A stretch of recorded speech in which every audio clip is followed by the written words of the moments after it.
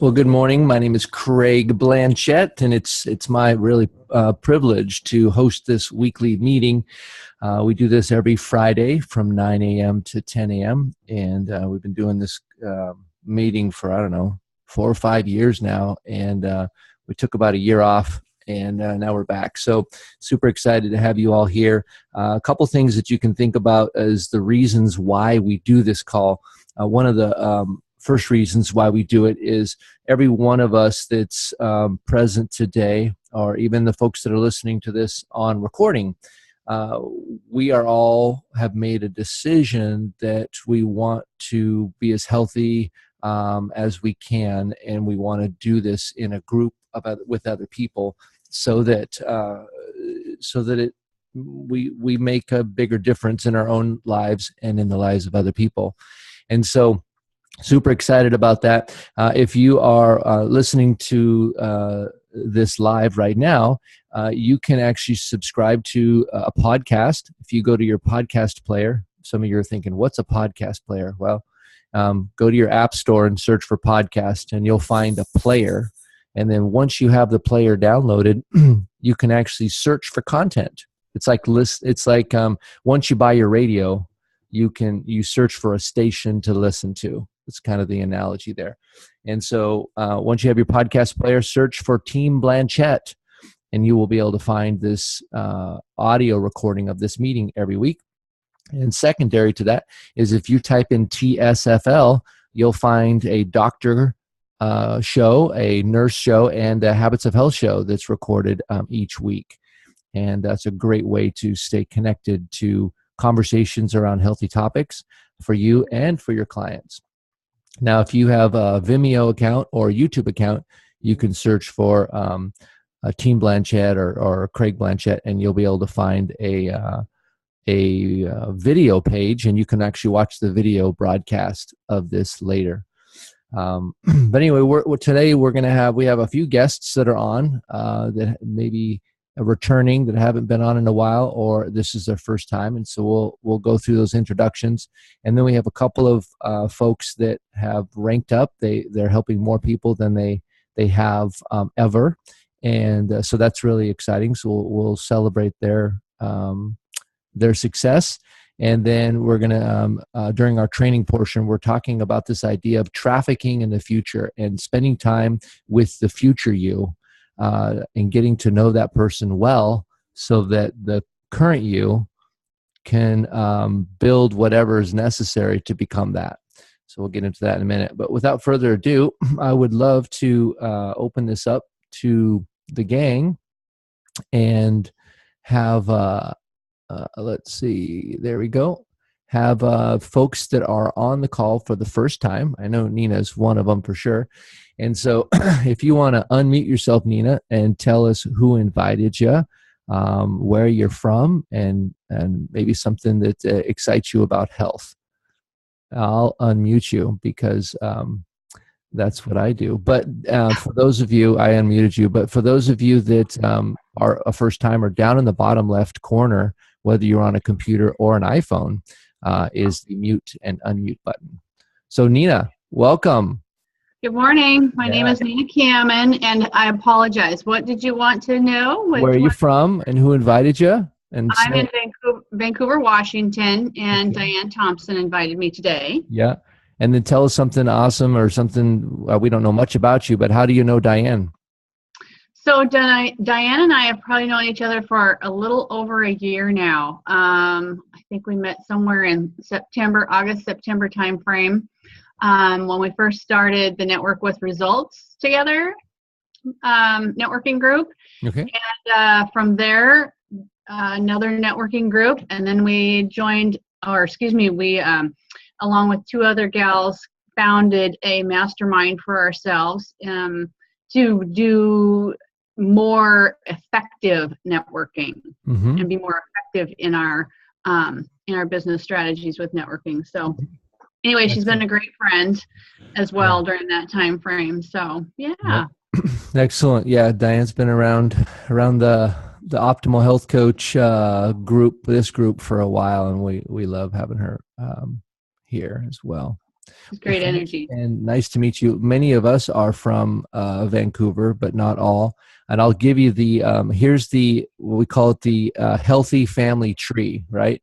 So I'm the great great grandpa, and then it goes to Alex McMillan, and then to Daniela Carulli, and then or no, it's the other way around. Yeah, Alex, and then Diane, and then Daniela.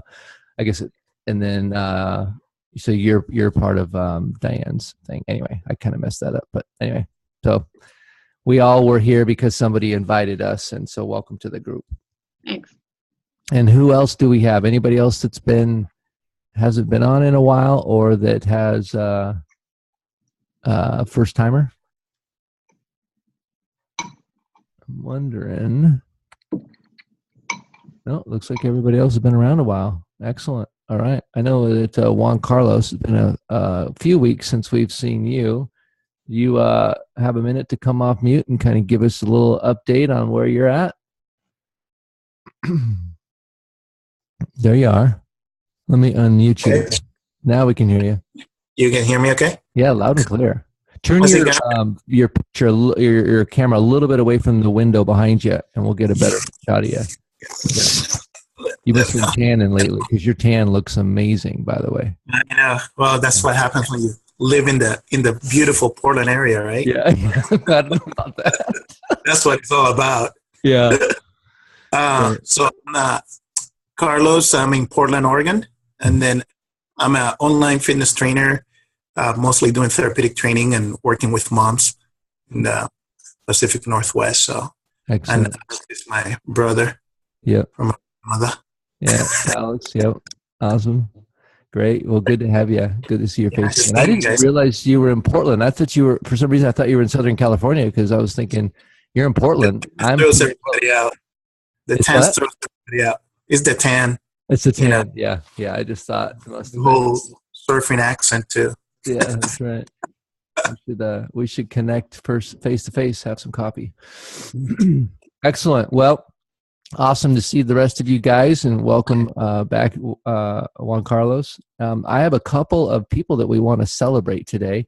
We had a couple of people that ranked up in the month of October, and so I want to share my screen here, and we're going to start off Cindy Noble, and so she's hit manager. So she'd been hovering around senior coach for a while. So senior coach means you're helping at least 5 people. And when you move above that, obviously you're helping more people, or you've helped somebody else to help someone. And so Cindy is now right around 12 clients a month, and so she's moved up to manager. She was actually one person away from hitting associate director, and so it's pretty exciting to have her. One of the things that does is that you get a few more percentage points in your commissions, is one of the neat things. And then if you are certified, anybody that's certified can earn another 3% in their commissions. And so and not only does being certified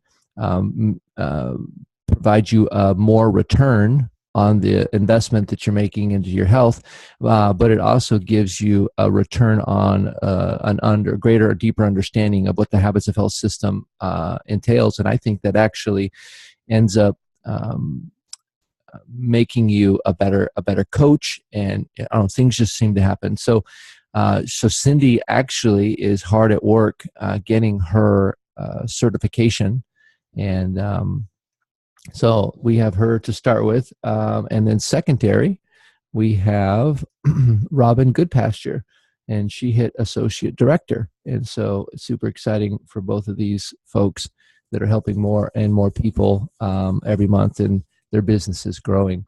I want to actually toss it back to the group here, and if those of you, how many here by raising a show of hands are certified? Okay, so quite a few of you, at least 3 or 4 of them. And so I wanted to actually talk a little bit about the certification process, and like how you felt being certified, the value or the benefit of that. Kim, I don't know if you have a few words on that, but before you were certified and then after certified, and kind of, did you find how do you feel that benefited you? would say that the difference between not being certified and certified, I would felt like before I was certified, it was kind of almost the diet. Like I could tell somebody how to do what I was doing, how many times to eat a day, just the basic how-tos. And through the certification process, that really I felt was more of the holistic focus. Like why do we not do what we do or what we want to do, when we know how? It really gave the background, and the bottom line is it helped me reinforce that I read that book and made myself better. And if we can make ourselves better, that's going to make us a better coach. So I guess that's the difference for me. Yeah. Anybody else have something to share on that? The other folks that are certified? Yeah, I'll jump in. I know Diane's got something. Go ahead, Diane. Well, I think it's just another one of those credibility things, right? Because I know that Alex and I remember we were scrambling to get our certification before we went to the Caruli office, or we were kind of racing each other, the little competitors that we are. But so it's another credibility thing. It's by the School of Nursing, Villanova School of Nursing. So credibility is the real important piece of what we do, I think. So it just adds to that. Yeah, one of the things that impresses me the most about Take Shape for Life, Octavia, as I'm going to compare it just for a moment, as compared to everything out there promising some type of health solution or weight loss from a network marketing standpoint, is that it's a professional organization with deep, deep roots into medical industry and into the personal development industry. And when you take a look at a movement where you're going to really transform somebody's life, it's not about selling a product. It's not about getting somebody on your thing. It's about understanding where they're at and where they want to go. Well, being certified is a competency. It's a level of that you actually are stable as a coach. You're a real certified coach, and it's great to have the Take Shape for Life. When you pay to become a coach, you get the little license number or ID number and everything to work with people. But what you learn as a certified coach, and this was so impressive, is first off, it's been put together by some of the top behavioral specialists, doctors, nutrition, registered dietitians, trainers, and education folks at not only Villanova, but throughout the industry. And it's a culmination. And when you take that, it's open book, which is really cool because they want to know that you're resourceful. This isn't a scary thing. It's actually a really cool thing. And when you get stuck, that's actually showing you where your competency ran out. And then you phone a friend, you call up your coach, you go in the book, and then you find the answer. And then it shows you I'm competent. I know how to find information. And that's the thing I wanted to tell you that I loved about that certification. My grin ear to ear. I'll show you my certification on here real quick if you haven't seen it. Oh, it's got I put my family photos in front of my certification. Sorry. But there's my certification. Alex McMillan, Villanova University College of Nursing Awards Health Coach Alex McMillan, the coach certified. I keep wanting to say personal trainer because I've been a personal trainer for so long, certified health coach. But it's really, really neat. I want to go back to that one thing. Your competency definitely ups your confidence. I'm not sure what you saw from that, Kim, Craig, Daniela, but I felt really good going into Caruli Medical on that presentation. I was already pretty confident before, but I felt very competent. I had confidence without competency. That's kind of bad. That's a good word, bro.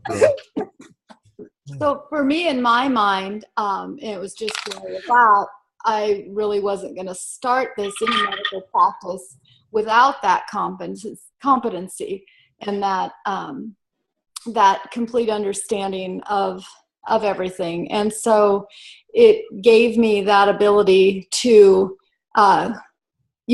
go to the resources that were of highest priority and get the information that I needed in order to develop that competency. So I really appreciated that right away at the beginning. Mm-hmm. Yeah, it's funny because I was back when I was first started coaching. It's been 6.5 years. Back in the old days, right? I think we didn't even have round wheels back then. We had square wheels. But it was $200. It still is. It's $200 to get the certification, and it's not a requirement to be a coach, but it does. You do get compensated at a higher level, 3% more, and not only that, they say that people that are certified actually earn across the board more money, and not just because of the greater percentage, but because they're just more competent, and that builds confidence. And when you have confidence with competency, it's really a powerful thing. But so I was resisting it because I didn't want to pay the $200, right? Because I'm fairly frugal. That's not what my wife calls it, but that's what I call it, frugal. And she looked at me one day and she said, "Oh, listen, Craig," she said, you why aren't you certified? And I was like, well, because it costs $200. And she said, "Are you going to be a professional at this? I mean, is this like, do you want to be a pro?" And I said, "Yeah." And she looked at me like, "Okay, like what?" And man, with that weekend, I got certified. And, and then actually a number of the other coaches that I worked with that went on, and they all got certified as well.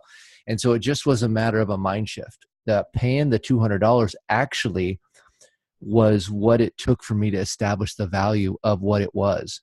And it was easily worth the $200. And I got a greater return even on that investment. So I didn't intend to talk too much about certification, but I just wanted to let you guys know that Take Shape for Life now, back then they didn't compensate you anymore for being certified. It was just, you got a certificate and that. Actually, I've been certified twice.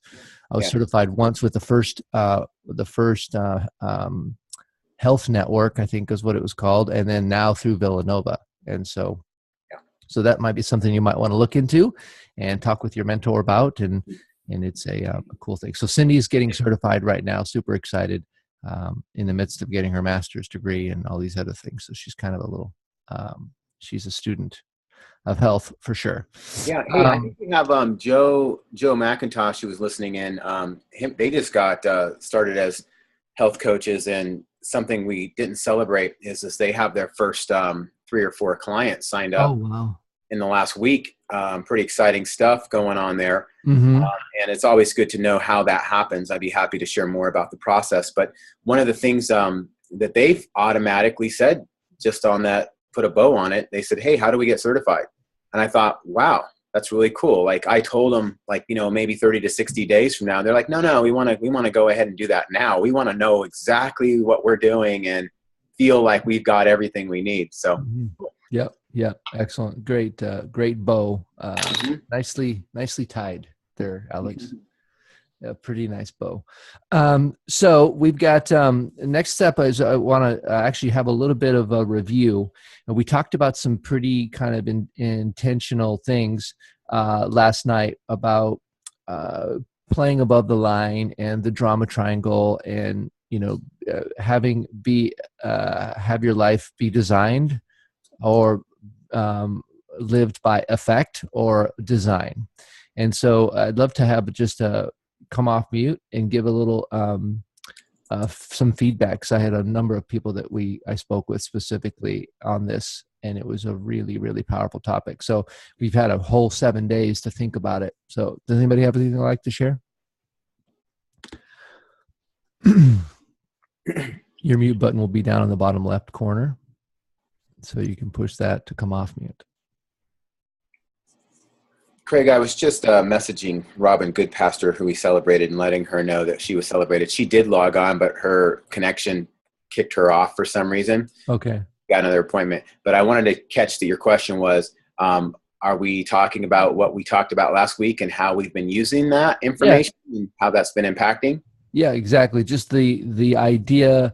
We talked about some pretty important things. Yeah. And let me just refresh your memory. One of them is awareness without judgment. Mm-hmm. Game changer, like for me. Yeah. We talked about effect versus design. And we talked a little bit about the drama triangle, being a hero, a villain, or a victim. And then how we drift and shift. We all will drift below the line. And we can use the energy to whine about it and become a villain or a hero or a victim, or we can use that energy to assess, where are we? I'm below the line. Do I want to be here? No. And then use that energy to get back above the line, which is to take responsibility and to take ownership for the outcome you want. So there's just a short little recap, but. And the effect versus design, we covered the 4 quadrants of productivity within that. So does anybody want to share some things that they took away that moved them into action this week because of that? Yeah. Who spent more time in quadrant 2 or carved that out? Yeah. Danielle, do you want to tell me just 1 or 2 things about how you're benefiting from that?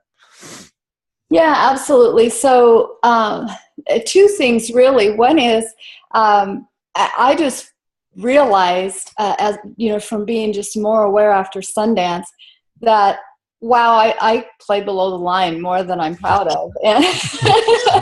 Everybody, blink or raise your hand if your awareness is increasing. Yeah, but the good side of that is I'm also kind of doing the head spin of going, whoa, wait a minute. I just did that, said that, thought that, whatever, you know, what can I do? Where's the shift? How's that going to happen? You know, so that piece is there. I don't always shift real well yet, but you know, it's coming. And in terms of the quadrants, it's related, I find, because I can have my good plan set up, which I've gotten much, much better at, just with the awareness of the quadrants and some help from mentorship as well. But I can be in quadrant 2, and all of a sudden I realize, whoa, wait a minute, what just happened? I'm in quadrant 3. I allowed it to happen. What's going on here? And so, you know, again, that's another shift of, okay, how do I rapidly get back to quadrant 2? And now what am I going to do so quadrant 3 doesn't happen again? Yeah. So, yeah, huge awareness that way. Yeah, thank you. Who else has has something to offer? Yeah, Juan Carlos, go ahead. Let me unmute you there. Yeah. Yep. Yeah. I remember early this year, me and Alex were in a session and we went over these quadrants, and I've been applying ever since then. And it's amazing. And I don't know how many of you guys, but there's a line on the movie Fast and Furious that the guy says, you know, I live my life a quarter mile at a time, you know. And so when I read that, when I remember that line and I look at the quadrant, you know, it kind of helps you kind of kill the mode of being overwhelmed by so much stuff, like your business, the kids, school, and everything. So using the quadrant method and kind of living a quarter mile at a time, it kind of ease off your mindset, and you kind of always feel in control, and you actually create what you want, design what you want instead of reacting to things. So it's nice to get that refresher on the quadrants and from different angles. So, yeah. Yeah. Thanks, Tracy. Very cool, man. Yeah. So great, great stuff. I'll post that. Dan just asked if that's posted on the Health Coach site, and I will throw that out there on there. One of the things I think is really important, what Daniela said, and I've heard dialogue from coaches in between this, is that when you first see the reality of how much we shift out of being proactive into reactive, and how much we look for distraction almost. It's almost like an email pops up or a Facebook message or somebody returns a text while we're in productivity time. We're going to have this tendency to immediately gratify that response, right? Well, as soon as you go check your text when it pops up when you were in productive time, you've just moved out of productive time into urgent reactive time. You've just moved out into distraction time, which is quadrant 3. And it takes 12 minutes or something for your brain to ramp back up once you're distracted into full focus, where you're in that zone, you know, when you're just banging things out in that proactive mode. So that's why we want to learn to shut off the incoming pop-ups and those kind of things during that time. But here's the point. That's a good power tip for you to understand, turning off the distractions while you're in that. But know you're human. This is so important. Our brains are wired to want to get gratification. So we can sometimes feel less than. This is the removing judgment piece. We can feel like very over judgmental when we catch how much we fall out of that time, or when we see that we're falling below the line with reacting to people, or, there's a lot with this. I don't want to overeducate in it. And then we could become very judgmental. I've even heard someone say, I almost feel like I'm not evil. I go below the line. Well, what is happening is it's an awareness that we have this. And so, like Craig said, just about becoming aware in the beginning and giving yourself some grace and some space, and then deciding what you want to do with that. Alex, what you're saying there too is think of these concepts in not only how we can personally use them in our own life, relating to our spouses, relating to our children, relating to, friends. It can be so many different relationships, how we can deal with this, and just the way that we think about the world. When we come up to the world where we say the world should be this way, that there's usually concepts.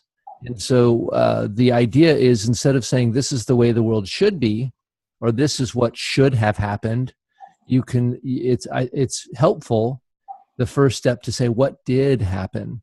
I was listening to a podcast just this morning, back in the day when Galileo was a scientist, and he was working on different things, and what they would be called atheist scientists today, they were called natural philosophers, whatever. But they had these ideas based upon their worldview about how the world should be. And based upon how it should be, they came with a preconceived idea that nothing happens that's not natural. And so they were actually, because they had the idea of how things should be, rather than just being an observer of how it is, they were blinded. They couldn't get to the actual truth of the way it was. And Galileo discovered a bunch of things because he was just trying to be an observer of how it really actually was. And so we can do that same thing in our own lives. And imagine when you're working with a client. Actually, I want you guys to process through what I'm saying and think about this in terms of client support, and how this could relate to you understanding them better and possibly offering them something to think about. The idea of how things should be versus how things are, and then the awareness without judgment. Those are the concepts we're talking around here. Who wants to jump in there? I see a lot of heads nodding because hopefully you guys are connecting the dots. I want to see if anybody if they drew any line of how that would affect or change your client support, or if you've ever used that to change your client support yet. Because, go ahead and we'll start there. And then you and me can fill in the gaps, Craig, if there's anything. Well, I know Kim and Diane are both nodding quite a bit. So if you nod, you got to talk. Diane, you've been bringing this up a lot lately. So, we're talking about stories versus facts, concepts, things like that. So why don't you talk about that? I have to formulate it in my head because there's so much to this. You know what I mean? It's like, and clients want to put us there, right? They want us to judge them, and that's not our role. I never thought about that. And that's really good. Yeah. That was the thing that just jumped out at me, is that's what they want to do. They want to put us under that line and make them out to be bad, and they're not. So I don't know. I know I have been doing a lot of little videos around that stuff. So watch my videos. So Diane, I don't want you to assume that everybody knows what you mean by that, because that's based on some intelligence for you to make that statement that everybody understands above the line, below the line. That would assume everybody understands victim, villain, drama, triangle, right? Yeah. So that's an example of how you've become more aware to this. Not that you're a master at it yet, but just with yourself. Tell us something specific. Oh, boy, Alex, you're always putting me on the spot. Yeah, I'll remind you of a couple conversations. Okay, please do. Please do. Go ahead. All right. So there would be several conversations. So let's make sure we're clear on what we're talking about now. Okay. Greg posed a great question, which is, if we applied some of this to our coaching with clients, how would it change if we were able to see things as they are versus how we think they should be, right? And again, you just transferred it over. How clients will do that sometimes is they're working from an aspect of should be, and then they make us the judge, or they make us the person who's supposed to tell them, you know, whatever, good job, bad job, you know, Right. Is that what you were talking about kind of there? Yeah. And then also in some past conversations you were having with people, you'd be kind of concerned about what you might be thinking that they're thinking, or thinking that they're saying, versus just looking at what have they said so far, right? Yeah. And if you were taking for face value what they said they wanted and where they want to go, without you filling in the gaps as a coach, right, of what you think they're going to say or do, and what the way you think, you follow what I'm saying? I think so. All right, can you think of any scenarios that have come to mind where new people you've been working with or supporting, or clients that you've been trying to help pass the hump, if you were just able to use this, pull it back, be an observer, and what would be the next step if I was not trying to make things a certain way? Well, yeah. I mean, I getting out of the judgment role myself. I mean, it's real natural to do, right? Because we have the concept of what it's supposed to look like for them. And I've gotten myself out of there, and now I just ask questions. I mean, it's all about asking questions and helping them, not putting us in the role of dictating to them, because that's a real natural role for me to play as a health provider, right? Tell people what to do. And I hope I'm getting to what you're asking here. Yeah. But Oh, good. yeah. So, so just asking questions and not having any attachment to the outcome, because it's not about me, it's about them. And it's that whole process. I think that's really important. So you just brought up a really big thing. We as we like to be the hero sometimes, right? Oh yeah. And have all the answer. Yep. And I'm not sure why I didn't say answers, but have all the answers. And really, sometimes they can ask that, we can get enabled and start to do that. What I love what you said, I'm just going to back up a notch here, is when a client, you gave a scenario of sometimes, they're having struggles or problems, but let's say specifically, a client isn't sticking with the plan, right? I'm going back to what Craig said. Sometimes we don't like that as coaches, right? We think they should be sticking to plan, when that's not the case. They should be doing exactly what they're actually doing. Yeah. It is what it is. And instead of us getting frustrated, now I'm going to hand it back to Craig. Yeah. Right? Yeah. Well, yeah, instead of getting stressed, we become aware. If I'm trying to get in there and fix them, be the hero, because it's about me, and I don't feel good when my clients aren't successful, right? Or I become the villain and make them feel bad, so then I can come in and rescue them. Or I might go to my wife and be the victim. My client, none of my clients, are following the plan or whatever, and she would always say, work with the willing. That was her answer to get back above the line. Just work with the willing, and I'm like, oof. But yeah, so those are some different ideas there as you're working with your clients. I had a client just yesterday tell me something that was really interesting. She said, well, I've got some good news and bad news. And I was like, oh, interesting. And I said, and she said, I said, so did the scale go up? And she goes, well, yeah. And I said, when the scale went up, did you associate your value? When the scale goes down, you're worth more than when the scale goes up? She stopped and thought about it for a minute. I said, how would you change your value as a human being based upon how much you weighed? If worth was equal to weight, think of that. Then gold would be not very valuable, because it's actually pretty heavy. And feathers would be super valuable because they're very light. She's like, whoa, that's crazy.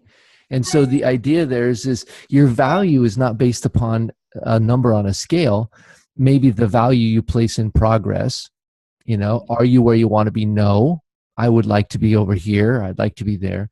But she actually not only thought that her choices were bad, but she felt that she was bad and she had less value as she weighed more. And so we kicked that around a little bit, just the awareness of whether that was true or whether that was not true. And then instead of spending time beating herself up, I said, you can spend that energy to beat yourself up. It's going to take some energy to smack yourself around. Or you can use that same energy to just realize where you want to be and then apply that energy to moving you there. It was just a very, very let's pause there, because that's big. What do you guys think about that? That's the exact example we're trying to get at about using this. Yeah, and we have a couple people that have their hands up, Eileen and Juan Carlos. So go for it. Eileen, you haven't gone yet. Yeah. That was really deep. Wow, that was deep, Craig. I love that. I hope you don't mind if I use it. Use it out of here. But anyway, before you were giving that example, I was just thinking about the judging part, and to brag or excitement is that I have 3 people signed up under me now. That's not very much, but I only had 1. And I have 2 more. Anyway, so one that was my first one, I hadn't connected with her in a while, and I texted her last night, and I said, so how are you doing? We haven't talked, we've talked about other things. We haven't talked about Take Shape for Life. How are you doing? And she says, well, I talked to you about I'm working part-time and I just don't have time. I do Take Shape for Life. I do the program in the morning, but my job brings in lunch and da-da-da-da-da. And then when I get home, it takes everything for me to just get dinner on the table. And I was thinking, oh, that's the first thing I thought. I feel as a coach and, what's wrong with her? And, and then I was like, I got to get in touch with Alex. Oh my goodness, it's the middle of the night. And then, it just came to me, no, I need to be supportive. So I just said, can Alex and I talk to you? Or I just want to encourage you. So, I told her a few things and I says, I'm doing this to encourage you. I hope that you are making healthy choices when they bring the lunch in and when you're going home and making dinner, that you're making really healthy, a healthy meal for your family and you. But then I just let it go. I'm like, because I asked her, have you weighed yourself recently? She's, I haven't had time to go to, because she doesn't have a scale. She goes to the health club. Mm-hmm. She hasn't been able to go. And I was able to let that go and say, you know what? She's doing the program her way. Let me back off. I just want to let her know I'm here. Alex and I are here. I'm here. So anyway. Yeah, great. When it's all about focusing back on what they want. I know for me, I can get, and we're going to talk about this here in just a second. The next topic is trafficking in the future. Will the decisions I'm about to make, will my future self thank me? Of what I'm about to do, if I know my future self and I've spent some time with him, will my future self say, thanks, bud, good job? Right. Juan Carlos, you had your hand up. Am I on mute? No, you're unmuted now. Okay, cool. Well, actually, it's kind of a combination of where you're going right now. But at any rate, so Alex know about this. So as a physical therapist and a trainer, and Diane, you and I are on the same concept because people come to us to get fixed, to fix them, right? And one of the things is that we've been battling or working with, me and Alex, is me not being the fixer guy and just kind of let them come to me. And we're working right now with a client of mine that she's too smart for the program. So I've been introducing her, and actually I have it right here, the structural tension chart, and we're going over the concepts and her belief and all that. So it kind of goes along the line of, living in the presence and the drama and me being the villain or the hero and all that concept. But where I'm struggling as a coach is not being too jumpy and safer, kind of let her stumble a little bit and be more instead of a therapist, be more the lawyer, cross-examine her and ask her question, what do you think? How would that make you feel? And why not? And just like Eileen, my gal just kind of went off the program. And instead of focusing on the scale, I'm like, there's so much more to life than the scale. How's your sleep? Do you get to hang out with your mom? Did you call your brother in Seattle? And she was kind of like, from a front, kind of like, I didn't weigh myself. And she kind of like, I did talk to my brother. And, so you just changed the whole mechanic.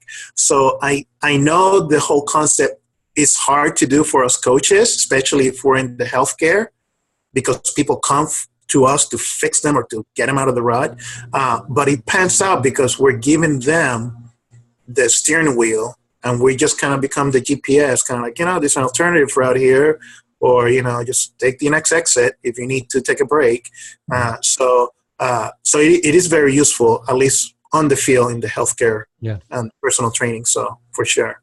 Thanks, Juan. One of the neat things here that I want to talk to you guys about, we're going to go over some action steps here in a couple minutes. How we're going to, so think about at least one thing you can do to apply some of the conversations, because we can think about it, but if we don't take action, nothing changes. So that's serious. So we're going to talk about that. One of the actions that you may want to do, imagine, if you will, you live in the Northwest. And so the way that if you were going to drive to Disneyland, you would get on I-5 South and you would be on there for about 20 hours. And then you'd end up at Disneyland. There's not a whole lot of turns you have to make. You stay on a primary highway. And so when you think about planning a trip to Disneyland, because there's an expense to it, there's a time commitment, there's a lot of things like that. You probably spend a lot of time thinking about it and planning it. You might get up in the morning and it just comes to your mind. From your subconscious, it jumps into your conscious and you get excited about it, and you have a few conversations throughout the day. What I'm trying to get you to is you are trafficking in the future of something that's going to happen. You're going to go to Disneyland. Right? And so when you're actually on your way there, do you feel deprived passing all those off-ramps? I mean, think of it. It's probably thousands of off-ramps that you could take on the way to Disneyland. But if you were to take any of those, you wouldn't get to Disneyland because those off-ramps don't go there. They go somewhere else. Do you feel like you're deprived by passing those? I don't think we do. Because I think we are so clear about where we're going, we've become such a visual person that we really, really hold closely the memories and the experience and the whole reason why we're going to Disneyland. So I want you to take that same example and think about it. Sometimes when we say everybody's having pizza, they brought in pizza for lunch today, or there's some donuts in the break room, or whatever it might be. Candy. There's some candy around here from Halloween, right? If you feel like you're depriving yourself from eating those, maybe you haven't spent enough time in the future so that the where you're going is so compelling that taking an off-ramp is just irrelevant. Candy becomes irrelevant. Yeah. So think about that idea. I know we're just kind of coming up to the end, but I just want to deposit that with you. Are you going to choose to traffic in the future? And what would that look like for you? Would you spend time? One person I said, what if you were to go into the future year and like you teleported there and you looked around at your life? And then you came back to today and you told your current self about it. So transport yourself into the future and go, where do I live? And then come back and tell yourself and write that down in a journal. Maybe 15 minutes every morning, you just write about your future self. And then go back there in the future and say, how healthy am I? Or where do I live? Or how am I a better listener? Am I more athletic? Am I stronger? And then come back and tell yourself about that person. And just spend this time with that future person so that you're so clear on who that person is that you're actually writing yourself a list of things that you need to build in order to become that. Kim, you had your hand raised. Yeah, I think since last Friday's group, the topic, lots of powerful conversations, lots of powerful thinking, but especially around this topic, Craig, about that future self and getting there. A particular conversation I had with Alex this week, where we talked about that, something in the future where I want to be, and he walked it backwards for me. So in order to do that, then you need to do this, and before you do that, you need to do this, and before you do that, you need to do this. And I don't know exactly why that was as powerful as it was, but I mean, I've had the structural tension chart since I got certified a couple of years ago. I was like, it's not a new concept, but I think that sometimes we can go so far as to envision that future self. But do we take the time to get the smaller steps in between so that we actually can move and take action? I call it reverse engineering. You reverse engineer that future. There's a car there. Well, I got to build it. So let's start taking it apart. What goes where? So Craig, can I speak to that? Yeah, first. Yep, go for it. Why that works so powerful, and this is why I believe, Kim, you were turned on so much by it, is it made it real. It made it real. And we know we're not talking about Disneyland. We're talking about having a thriving health coaching practice with hundreds, thousands of people's lives transformed, right? Well, it might be for some people, but yeah. I'm just saying for you, it might be a few people that you want to help. I mean, you're a health coach for a reason, right? Mm-hmm. For the client, it's about them living in a vibrant, healthy life with the people and experiencing the things that they want to experience, right? It's as big as their vision is. That's their Disneyland. That's where they want to go. Now, if you don't have a concept of what Disneyland is, it doesn't matter, right? So if nobody's ever heard of Disneyland, let's just make up a name called like Super Duper Land, okay? And you're like, hey, we're going to Super Duper Land. There's no excitement because I don't know what that is, right? This is where we get to coach people to help them understand, have you ever felt great before? How did it feel when you had more freedom of movement? You see what I mean? You got to start to put the rides and put the actual funds and the music, and you have to put the picture together. Once that picture's there, you then can reverse engineer. Does that make sense? Can't reverse engineer on Super Duper Land when nobody cares about really going there. Yeah. Sounds cool. Somebody else told me about it, but I don't know what. You see what I mean? Then when you reverse engineer, what it does by saying, well, then you'd be here and then you'd go here. It's got to be when you reverse engineer that they can see each step. Like those have to be familiar concepts. Well, and I think that, Alex, that if you have a good vision of what that future looks like, and we call it getting to their why. You've heard that term. Mm-hmm. We've heard, maybe it's getting to the why. What is their motivating reason? What do they want to do, and why do they want to do it, and why is that important to them? Mm-hmm. But I think you can actually, even as this process may take a little bit more time, you can say, okay, so to do that, who are you going to have to become in order to accomplish that? And then who are you going to have to become in order to accomplish that? Yep. And who are you going to have to become in order to accomplish that? And so you can actually let them kick it around. And Helen Irwin, we were doing this, and the person was saying, well, I don't know. Well, I don't know. Well, I don't know. And she did this. You might want to even write this down. She says, well, if you did know, what do you think that would be? It's such a... You're moving him into the creative mind of... But it worked. And she goes, if I did know, it might be this. And then she told her, and she goes, that's probably it. And it was just so allow someone to have that self-discovery to kind of work it out. Even if the things they come up with, maybe you don't think will get them there, let them express it. Because you know what? If it doesn't get them there, they'll figure that out. And you can be along. I want to go back to what you were saying. We can let them know if they lose sight or vision of what something might look like, just say, it's okay. Would you trust that I can help you through that when we get to that point? Yeah. That's what I'm here for. And then all of a sudden, when you bring it back to today, this is where I wanted to finish. When you bring it back to today, they go, oh, let's go. Yep. Well, because it's like they see the recipe. Mm-hmm. They don't just see the end result. They're like, oh, I need cinnamon, I need nutmeg. There's another analogy of a recipe. This thing works because it's true, and we can use a lot of analogies around it. But your mind understands this because it's an actual thing.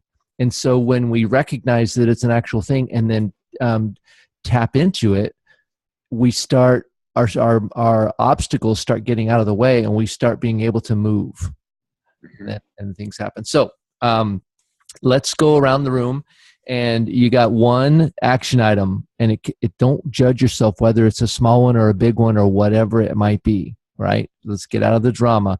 And what's one thing you're going to do this week to move yourself forward? Diane, you're first. Okay. Wow, this was really powerful. I mean, I can just feel there's a lot of internal stuff going on, and I'm going to have to sit down and really think through all of it. Okay, that's your action item. You're going to sit down and think through it. Well, no, I do have one really important, I think. But that would be an action item. Thinking is good, but action is better. Okay. So I'm going to really spend more time with my clients, revisiting their why, especially those people that are struggling. I think it merits, I'm thinking it might even merit them making a dream board around, we do it in our businesses, but I think it would be even great for our clients to do it in regards to their health. Mm-hmm. What do you see yourself doing when you're where you think you want to go? One thing that I've asked, remind me again now why you started this? Yeah. Because it's like you forgot. You wrote it down probably because you're a pro, but they forgot because they're busy changing diapers and whatever, getting gas in their car. So remind me again now why we started all this. Now, why did you decide that? Daniela, you're up. Well, let's see. Same with Diane. I have a lot of things going around in my head, but I guess truly my first step was actually pre-planned from this meeting, and that is that I'm actually meeting with you this morning, Craig, because I'm at a little stuck spot in my head, and your schedule had some space, so you're it. Okay. All right. Alex, you're up. Yeah. So for me, I'm staying real consistent with the same thing. 3-way calls with my mentor coach, with coach, pre-coach candidates, and client story calls. Okay. Awesome. Debbie, I'll unmute you. It's funny. I'm doing my action step is a storyboard for myself, and I love the subject because talking about your future self, because I felt like that's where I need to go. I need to really show myself where I want to go, and I never did do that. And I actually, one of my clients was kind of wavering, and I did the same thing. We're kind of doing it at the same time. We're just remembering our whys and what's motivating us to want to do this. Yeah. So get to know. You're pretty awesome now, but wait till you meet your future, Debbie. She's incredible. And then I come back and tell myself what it looks like. That's right. So one little tip, so that you don't get a crash in your brain and become completely drained and depressed, is that when you do visioning in the future, it's important that you actually see yourself doing the work too. Okay. So if you don't visualize the work, but you only taste the outcome, and then as soon as reality hits that you have to do something, your brain can crash into depression. Okay. Right. I know. I read that in chapter 3, something about trying to get. That wasn't just for you, Debbie. It was for everybody, because we talked about vision boards and things. I did vision boards for years, and it just depressed me afterwards because I didn't want to do the work. Okay, got it. All right, Carrie, you're up. I unmuted you. You have something for us? As far as application? Yeah, just action. Yeah. Action, I have specific clients I've been writing down that I want to have conversations with. Similar stuff that everybody's saying, just visualizing the future. And also, I feel like I've done an okay job of not taking responsibility for their journey as much as just meeting them where they're at. And I think one specifically really need to focus on the why, because I think her value is very closely related to her number on the scale. Yeah. And so just reminding her that that's not reality. Yeah. So. And what you said, we can be really good at meeting them where they're at, and we need to be versed in introducing them to the future as well, because it's a combo really of the future and the current. We don't want to beat them up because they're not where they want to be, but we want to have somewhere that we want it to actually be somewhere we're going. Yeah, perfect stuff. Thank you. That's really good. Kim. I am going to honor my time blocks and the action steps that I already have set out.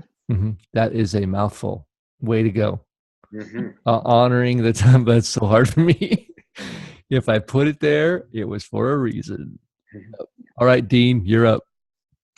Yeah, for me, it was, I found myself going down the line being the hero kind of guy.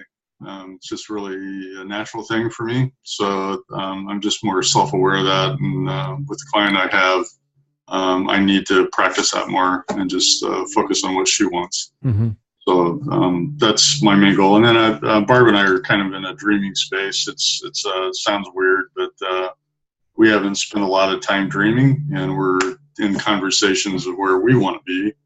And I know that's going to spur results of where I want to be. So that's important for us. That's great. Yeah, in the email I sent out this week and last week, there's some stuff about the drama triangle, and so you can do possibly a little bit more investigation on when you go into hero and what it looks like. I struggle with the hero thing too, and that's funny because on our health coach huddle, there's a picture of a superhero with this Take Shape for Life logo.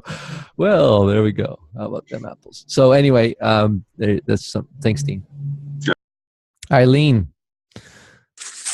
Well, I have down, I had put this down last week, but I didn't really start on it. It's in the back of my mind, is to do a daily plan, like a journal, a daily journal of daily plan accomplishments. So it might be as little as drank 100 ounces of water today, or had a nice long walk. Something that's encouraging, because sometimes we can beat ourselves up for not having a good day. Right. And another would be to work with my clients to remind them about the whys. Yeah. Oh, that's good. Yeah. And so work with Alex too, because he can give you some structure around the practical nature of getting that first thing that you said. Okay. Is the affirmation around what was successful. Yep. All right, Carrie, you're up. I unmuted you. Okay, thanks. I think mine is sitting down and spending some time looking at my own future self, determining what steps I need to take to get there, like Alex was saying, and then what it looks like, because I haven't done that in a long time. Teleport there with Kim. Well, you, and then spend some time with Kim, and then spend some time with that future you, and then go tell Kim about it. Will do. Right? Super important, Craig, on that. We can't fully see ourselves because we're kind of subject and we only know what we know. So using your coach or a mentor is so powerful in this process, because they will help ask other questions that you don't know how to ask yet for yourself. Yeah.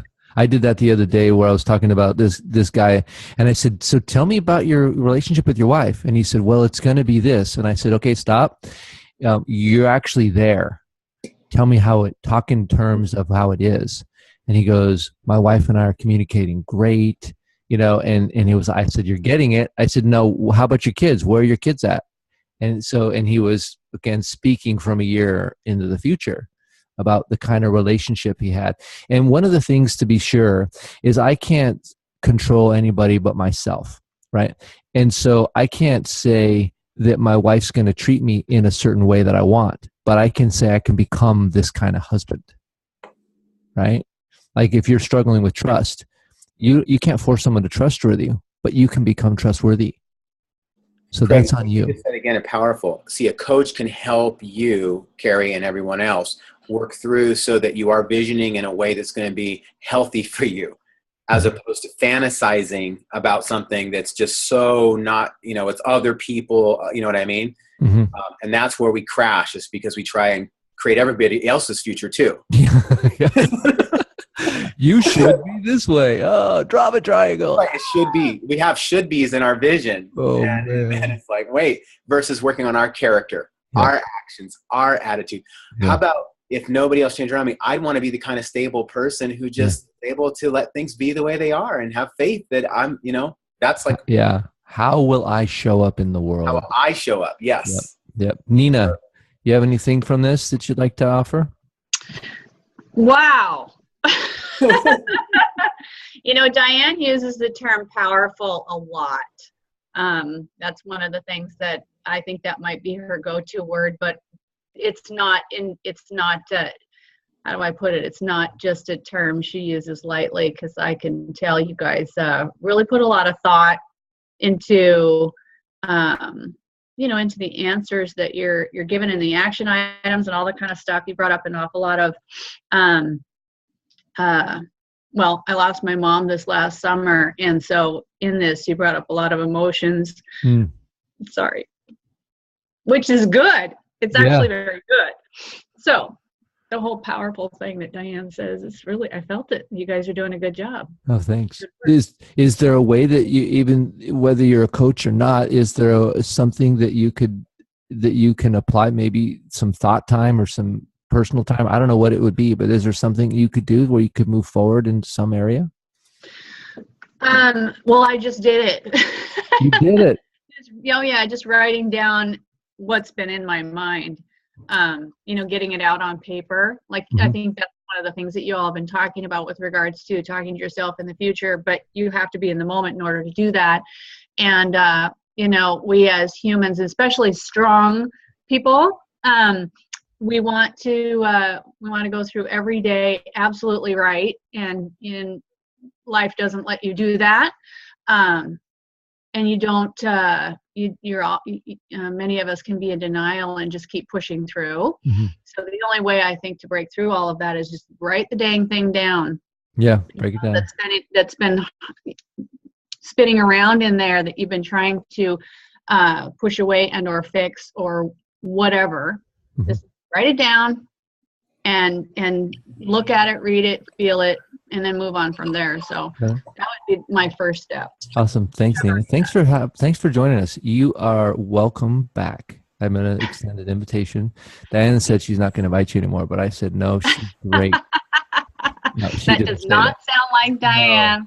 No. So you can't fool me. You're invited back. Okay, JC, you're up. Actions. I need to... Just one. You get one. Oh, action. Come up with at least 2 different ways to create more support among my clients. Okay. So I figure that out. Yeah, excellent. Kim, are you available? I noticed your video is muted. We got Kim, Daniela, Martin, and Jeremy. If you guys have something you'd like to share, you got 5 seconds. 4, 3, 2, 1. Beep. Okay, guys. So take the next 30 minutes and really think about what you said you wanted to do, and get some action right now when your brain is still in this momentum, in this cozy place that we've just spent for the last hour, and utilize the momentum that's been built. Get some clear things down and take some action, and then enjoy your weekend. By the way, yep. Let me give one thing on that, Craig. When you have a lot of stuff in your mind of what you could do, write it out of your head, get it on paper, and then what you do is you decide what are the top 3 things out of all these things that would make the most impact if I did this. Then queue up 1, and that's all you do. You take down the 1. You get stuck, you ask, who do I need to communicate with to get past this? Do I need some coaching or mentoring? Get stuck. Cool. Yeah. So write it out of your mind. Write it out of your mind. That sounded so good. Yep. All right, of it. guys. Yeah. Cool. We will see you then next week, and have an awesome weekend. We have a challenge coming up here mid-November. It's a 4-week holiday challenge, so it'll be holiday topics. Great opportunity to invite people to a community of support around these times. You can join my team, or if you're considering joining, having your own team, connect with your mentor and talk about just so everybody knows, I just committed to having my own team. And so any of my coaches that want to go on my team, if you're not already on Craig's, and if you are on Craig's, it's cool because he's my coach. So and you can switch too. But just use the challenges, offer a lot of value, and there's just many reasons why it's a good. So I just want to make sure we got a couple weeks before the next one will start, and so you can start building your team now. So and it sets up for a solid new year. I mean, it's huge. Yep. All right, guys, have a great week. We'll talk to you later.